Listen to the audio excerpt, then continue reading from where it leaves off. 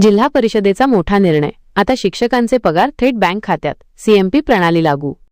छत्रपती संभाजीनगर जिल्ह्यातील खासगी अनुदानित आणि अंशतः अनुदानित प्राथमिक शाळांमधील शिक्षकांसाठी जिल्हा परिषद प्रशासनाने एक दिलासादायक निर्णय घेतला आहे। आता शिक्षकांचे वेतन आणि भत्ते शालार्थ प्रणालीद्वारे थेट त्यांच्या बँक खात्यात जमा होणार आहेत।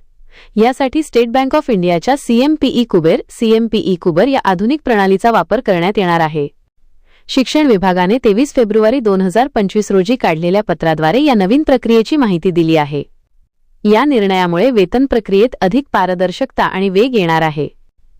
मुख्याध्यापक आणि शिक्षणाधिकाऱ्यांचे संयुक्त खाते या नवीन प्रणालीच्या अंमलबजावणीसाठी जिल्ह्यातील सर्व संबंधित शाळांना भारतीय स्टेट बँकेत विशेष पूल अकाउंट संयुक्त खाते उघडण्याचे निर्देश देण्यात आले आहेत। हे खाते संबंधित शाळेचे मुख्याध्यापक आणि प्राथमिक शिक्षणाधिकारी यांच्या संयुक्त नावाने असेल। हे खाते वैयक्तिक नसून केवळ शासकीय अनुदान वितरणासाठी वापरले जाईल। नियंत्रण आणि अटी, ताळेबंद सादर करणे।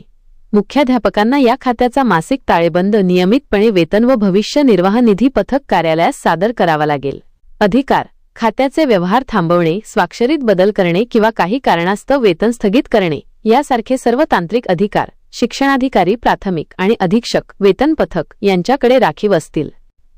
या निर्णयामुळे जिल्ह्यातील शेकडो शाळांमधील हजारो शिक्षक आणि शिक्षकेतर कर्मचाऱ्यांच्या वेतनाचा प्रश्न सुटण्यास मदत होणार आहे। शिक्षणाधिकारी जयश्री चव्हाण यांनी या संदर्भातील आदेश सर्व संबंधित शाळा आणि बँक शाखांना लागू केले आहेत। व्हिडिओमधील शासन निर्णय व परिपत्रक आपणास हवे असेल तर ते आपल्या शासन निर्णय व परिपत्रक या टेलिग्राम चॅनलवर उपलब्ध करून देण्यात आलेले आहे। त्या ठिकाणावरून आपण ते डाउनलोड करून घ्यावे।